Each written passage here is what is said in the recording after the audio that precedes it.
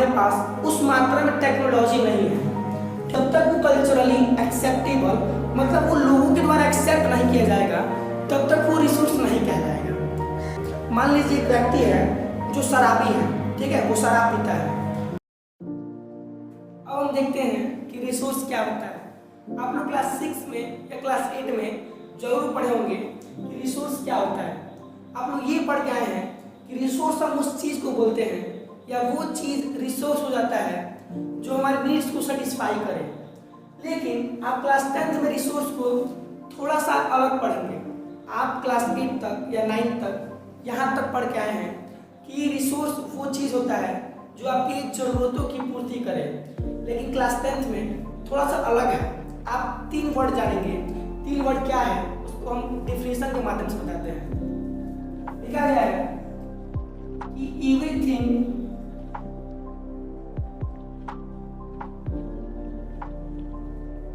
in this universe which are satisfying our needs, which provided and that provided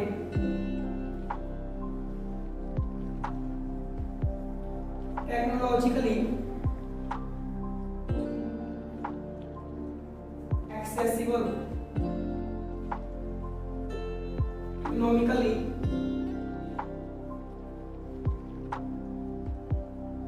feasible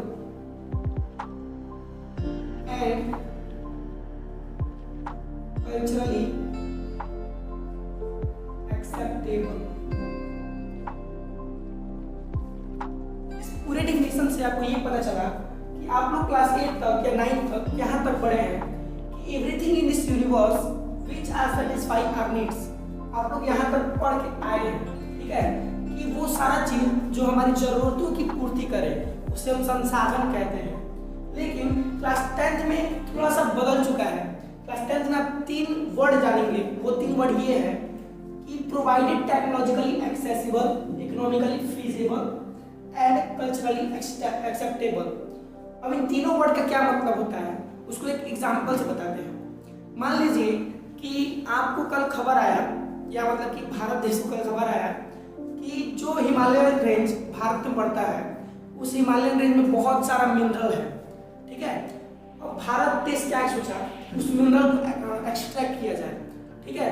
लेकिन फिर एक और खबर आता है कि उस मिनरल को निकालने के लिए हमारे पास उस मात्रा में टेक्नोलॉजी नहीं है, ठीक है।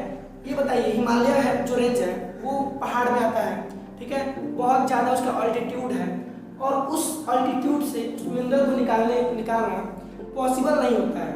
तो उसके लिए हमें बहुत ज़्यादा ह्यूज अमाउंट में टेक्नोलॉजी चाहिए, साथ में हमको ह्यूज अमाउंट में उसमें एनर्जी भी चाहिए उसको एक्सट्रैक्ट करने के लिए, ठीक है। तो किसी भी रिसोर्स को निकालने के लिए या उसे रिसोर्स बनाने के लिए हमें टेक्नोलॉजिकली एक्सेसिबल होना पड़ता है, ठीक है। तो उस हिमालय से उस रिसोर्स को या मिनरल को निकालने के लिए पहले हमें टेक्नोलॉजिकली एक्सेसिबल होना पड़ेगा, मतलब कि हमको टेक्नोलॉजी का उपयोग करना पड़ेगा। और टेक्नोलॉजी नहीं रहेगा तो हम उस मिनरल को एक्सट्रैक्ट नहीं कर पाएंगे, ठीक है। दूसरा है इकोनॉमिकली फीजिबल। अब मान लीजिए कि जो आप रिसोर्स को एक्सट्रैक्ट कर रहे हैं हिमालय से, आप टेक्नोलॉजी बना लिए हैं, लेकिन वो टेक्नोलॉजी का जो कॉस्ट है उस मिनरल से कई ज़्यादा है, तो क्या वो इकोनॉमिकली फीजिबल है? मान लीजिए वही ना हुआ कि आप कोई काम कर रहे हैं, काम है 10 रुपये का, अब उस पर 12 रुपये खर्च करके आ चुके हैं, तो क्या उसमें कोई आपका फायदा होगा? तो वहाँ पे आपको ये पता चल रहा है कि जो रिसोर्स आप प्रयोग करने जा रहे हैं उस रिसोर्स का दाम आपके इन्वेस्टेड दाम से बहुत ज़्यादा कम है, तो उससे इकोनॉमिकली फीजिबल भी होना चाहिए, मतलब कि उसका कोई ना कोई इकोनॉमिक वैल्यू भी होना चाहिए, तब जाके वो क्या बनेगा, रिसोर्स बनेगा। और मान लीजिए कि आप टेक्नोलॉजी बना लिए, उस हिमालय से उस रिसोर्स को निकाल लिए और कुछ ना कुछ करके आप उसे इकोनॉमिकली फीजिबल बना लिए, उसका एक बढ़िया वैल्यू भी दे दिए मार्केट में। लेकिन अगर वो मार्केट में आएगा, हम उस मिनरल का नाम देते हैं नमक मान लीजिए, ठीक है। मान लीजिए हमारे यहाँ नमक मिलता है 30 रुपये का भी मान लीजिए, ठीक है। और जहाँ से हम नमक ला रहे हैं, बस मानना है कि वहाँ से नमक निकलता है, ऐसे हिमालय से नमक मिलता नहीं है, ठीक है। मान लीजिए, बस मानिए कि हम हिमालय से नमक लेके आ रहे हैं और मार्केट में जो नमक है उसका कॉस्ट है 30 रुपया। हम क्या कि टेक्नोलॉजी बनाए, उस टेक्नोलॉजी में कुछ ना कुछ इन्वेस्ट लगा, फिर उसको एक्सट्रैक्ट किए हैं, एक्सट्रैक्ट करने के बाद उसका एक मार्केट में वैल्यू दिए, ठीक है। लेकिन अगर वो मार्केट में आने के बाद 5 रुपया कम हुआ, मान लीजिए पहले 30 रुपये मिलता था, अब 25 रुपये मिलेगा या 28 रुपये मिलेगा, तो क्या वो कल्चरली एक्सेप्टेबल होगा? अब बताइए, जो रिसोर्स लोग पहले से प्रयोग कर रहे हैं, जो रिसोर्स मार्केट में बहुत पहले से ही है और उसका दाम 30 रुपया है, ठीक है, और आप एक नया रिसोर्स लेके आए जिसका दाम उससे 2 रुपया या 3 रुपया कम है, तो क्या लोग आपके इस नए रिसोर्स को वैल्यू देंगे या उसी पुराने जमी जमाए वाला रिसोर्स को वैल्यू देंगे? तो ऑब्वियसली कुछ लोग ऐसे होंगे जो उसी को प्रयोग करेंगे जो पहले था, ठीक है, क्योंकि वो टेक्नोलॉजिकली एक्सेसिबल है, साथ में वो इकोनॉमिकली फीजिबल के साथ कल्चरली एक्सेप्टेबल भी है। लोग बहुत पहले से उसका उपयोग कर रहे हैं और बहुत पहले से प्रयोग करने के बाद लोगों को ये विश्वास हो चुका है कि वो जो नमक है वो उनके लिए बढ़िया है। अब ये जो नमक आया है उसको टेक्नोलॉजिकली एक्सेसिबल बनाया गया है, उसको इकोनॉमिकली फीजिबल बनाया गया है, लेकिन उसे कल्चरली एक्सेप्टेबल तो नहीं बना सकता ना। आप क्या खाएंगे, आप क्या पिएंगे या आप क्या प्रयोग करेंगे, ये आप पे डिपेंड करता है, ये कोई और बना नहीं सकता है।